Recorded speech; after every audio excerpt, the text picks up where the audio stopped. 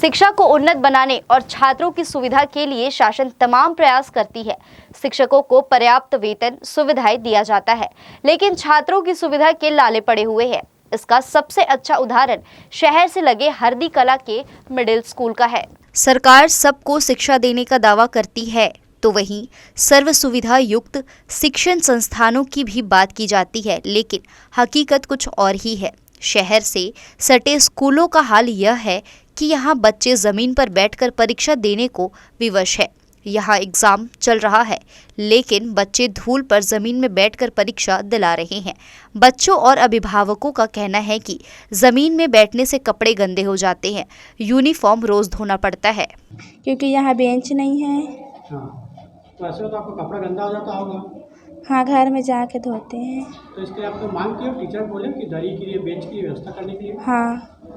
कब से ऐसे ही बैठे जमीन में आप लोग? अभी क्लास से? अभी बस और 6 समय बैठे थे।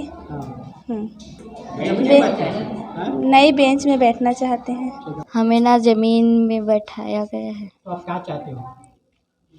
मैं चाहती हूँ कि बेंच में बैठूं। दरी है पर दूसरे क्लास में। 1 साल हो गया हमारे गांव में दर्री नहीं है, ना बेंच है, इसलिए हम लोग को जरूरत है। कपड़ा गंदा तो घर में जाकर धोते हैं, उसको सुखोते हैं, उसके बाद हम लोग को दर्री और बेंच चाहिए। वहीं टीचरों का कहना है कि इसके लिए शासन से फंड नहीं दिया गया है, इस कारण बच्चों को जमीन पर बैठाया जा रहा है। जबकि प्रधान पाठक का कहना है कि परीक्षा चल रहा है, इसलिए उन्हें जमीन पर ही बैठने कहा गया है।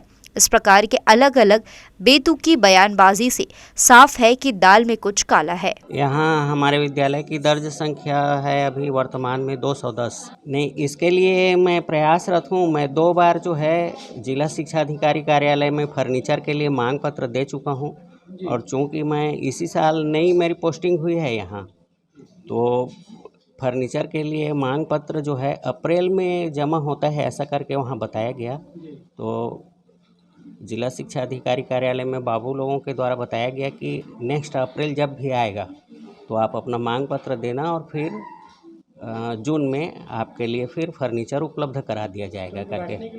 इसमें मिक्स बैठे हैं, 6वीं 7वीं 8वीं के बच्चे, परीक्षा चल रही है करके हम लोग ऐसे बैठक व्यवस्था करते हैं। अच्छा, तो इनके नहीं, अभी फंड नहीं आया है, इसलिए दरी की व्यवस्था नहीं है। और फर्नीचर की मांग कई बार कर चुके हैं सर, प्रिंसिपल सर हमारे फर्नीचर की मांग कर चुके हैं, लेकिन अभी तक उपलब्ध नहीं हुआ है।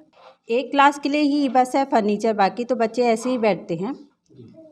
टाट पट्टी वगैरह है, लेकिन पर्याप्त नहीं है, तो बच्चे जब ऐसे ही बैठते हैं। वही संकुल प्रभारी का कहना है कि अगर ऐसा है तो यह उचित नहीं है। बच्चों के बैठने के लिए पर्याप्त व्यवस्था है, उसके बावजूद भी उन्हें जमीन पर बैठाया जा रहा है, तो इसकी जांच कर कार्रवाई की जाएगी।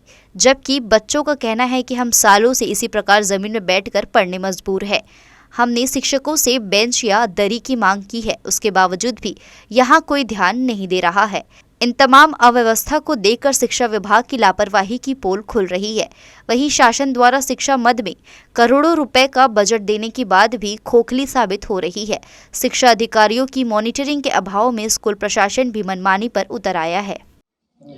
शासन का दावा है कि शिक्षा के लिए लाखों रुपए खर्च करती है, शिक्षकों पे मोटी वेतन के लिए खर्च करती है, और शासन ये दावा करती है कि स्कूल को व्यवस्थित करने के लिए, बच्चों की पढ़ाई में किसी प्रकार का व्यवधान ना आए, उसके लिए लाखों रुपए खर्च करने का दावा शासन करती है। जब इसकी पड़ताल करने हम हरदी कला के स्कूल में पहुँचे तो यहाँ पर अभी स्कूल लगी हुई है, परीक्षा चल रहा है। जब हमने देखा बच्चे ज़मीन पर बैठे हुए हैं, और उनसे जब हमने पूछा तो उनका कहना है कि हमारा अभी कपड़ा गंदा होता है, हमें ज़मीन में धूल में बैठने को कहा जाता है। जब इस विषय पे हमने प्रधान पाठक से कहा तो उनका तर्क था कि अभी परीक्षा चल रहा है, इसलिए ज़मीन में बैठे हैं। तो ये अमानवीय बातें हैं। इस शिक्षक और जितने भी यहाँ के अभिभावक हैं उनकी भी शिकायत है कि हाँ, इस स्कूल में बच्चों को ज़मीन में बैठाया जाता है, ये जो गलत है, इसकी शिकायत भी की गई है। और इनका कहना है कि हमने इसके लिए टेबल कुर्सी की भी मांग कर चुके हैं, और हमारे स्कूल में डाट पट्टी भी बिछाने के लिए है। लेकिन प्रश्न उठता है तो फिर बैठाला क्यों नहीं जा रहा है? बच्चों को क्या ज़मीन में बैठाना, क्या ये मानवता है? एक प्रश्न चिन्ह खड़ा है। जिला शिक्षा अधिकारी और शासन के उन तमाम अधिकारियों से ये विनती किया जा रहा है कि इस स्कूल का निरीक्षण किया जाए, और इन बच्चों को जो उनका हक है, जो शासन इनको देती है, वो उसे मिले। जी न्यूज़ के लिए शत्रुघ्न चौधरी, बिलासपुर।